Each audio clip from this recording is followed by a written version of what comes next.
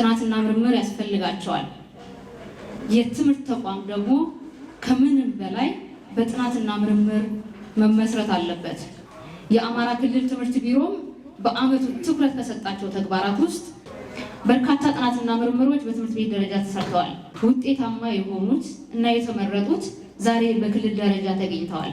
የጥናትና ምርምር ጉዳይ ለትምህርት ሴክተሩ ሁሌም ወሳኝ ቢሆንም በዚህ አመት ደግሞ በተለየ መንገድ ጥናትና ምርምር ላይ እንድናተኩር ገፊ ምክንያቶች አሉ። የመጀመሪያው ገፊ ምክንያት በክልል ደረጃ በሀገርም ደረጃ አጠቃላይ የስርዓተ ትምህርቱ በአዲስ እየተጀመረ በመሆኑ የመማር ማስተማሩን ስራ በተገቢው መንገድ ለማሳለጥና ውጤታማ እንዲሆን ለማድረግ ጥናትና ምርምር ወሳኝ ነው።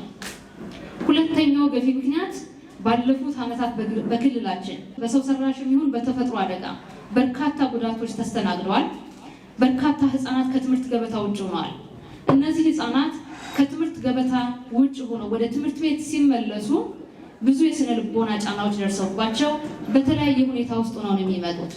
ስለዚህ እነዚህ ልጆች በምን መንገድ እናስተምራቸው፣ የመማር ማስተማር ስራውን እንዴት እናሳልጠው፣ ምን ማገዝ አለብን የሚለውን ለማየት ጥናትና ምርምር በጣም ወሳኝ ነው ማለት ነው። ስለዚህ በመደበኛው ጊዜ ጥናትና ምርምር በጣም ወሳኝ ነው። በዚህ ወቅት ደግሞ ከምን ጊዜውም በላይ ወሳኝ ነው።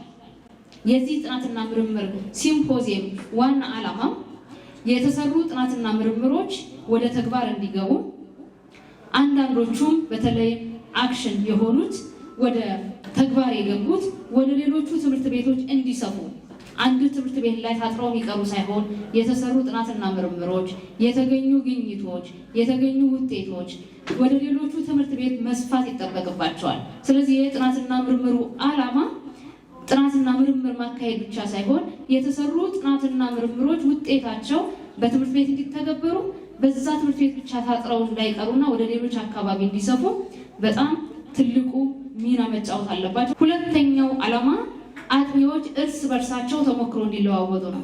ሶስተኛው ዓላማ የሰሩ ሰዎች፣ የደከሙ ሰዎች፣ የለፉ ሰዎች የሚበረታቱበት መድረክም ሆኖ ያገለግላል ማለት ነው። ጥናትና ምርምር ወሳኝነት አለው። እንግዲህ ጥናት ስንል ያሉ መረጃዎችን ትሰበስባለህ። እነዛን መረጃዎች በተለይ ችግሮችን ትለያለህ። ችግሮችን ከለየ መረጃዎች ትሰበስባለህ። እነዚህ መረጃዎች ደግሞ ተንትነህ ለሚመለከታቸው አካል ማስረጃ መሰረት አድርገህ የምታቀርብበት አካሄድ ነው። በዋናነት አዳዲስ እውቀት ታገኝበታለህ። ይህን አዲስ እውቀትም ደግሞ እውነተኛነቱ በትክክል እውቀት ነው የሚለውንም ታረጋግጥበታለህ። የሚገጥሙህን ችግሮች በመለየት እነሱንም ደግሞ መፍትሄ ለማምጣት የምትሄድበት ሳይንሳዊ የሆነ መረጃ ማዕከል ያደረገ የሚካሄድ ተግባር ነው የትምህርትና ጥናትና ምርምር። የገጠመን ችግር አለ። ይህን ችግር ሳይንሳዊ በሆነ አግባብ ቻሌንጅ እያደረክ እዛውም የመፍትሄ ሀሳብ እንትን እያልክ በተለይም ደግሞ ይሄ ተግባራዊ ጥናትና ምርምር የምንለውን በትምህርት ቤት ደረጃ እንዲደረግ እንፈልጋለን። በ2017 ዓ.ም ከትምህርት ቤት ጀምሮ እስከ ክልል ድረስ የተሰሩ ጥናትና ምርምር እውቅና እያገኙ መሄድ መቻል አለባቸው። ከ3300 በላይ ጥናቶች ተጠንተዋል በዚህ ዓመት ማለት ነው። በአጠቃላይ 72 ጥናትና ምርምሮች ተጠንተው ለክልል ተልከዋል። መምህራን በሚያስተምሩበት ወቅት የሚያጋጥሟቸው ችግሮች ምንድናቸው ብሎ ለእነዚህ ችግሮች መፍትሄ ሀሳብ እንዲያቀርቡና ወደ ውጤት እንዲቀይሩ ነው የምንፈልገው በዋናነት ማለት ነው። የባዮሎጂ የማጠቃለያ ጥያቄዎች ፈተና የይዘት ተገቢነትና አቀራረብ ግምገማ የሚል ነው።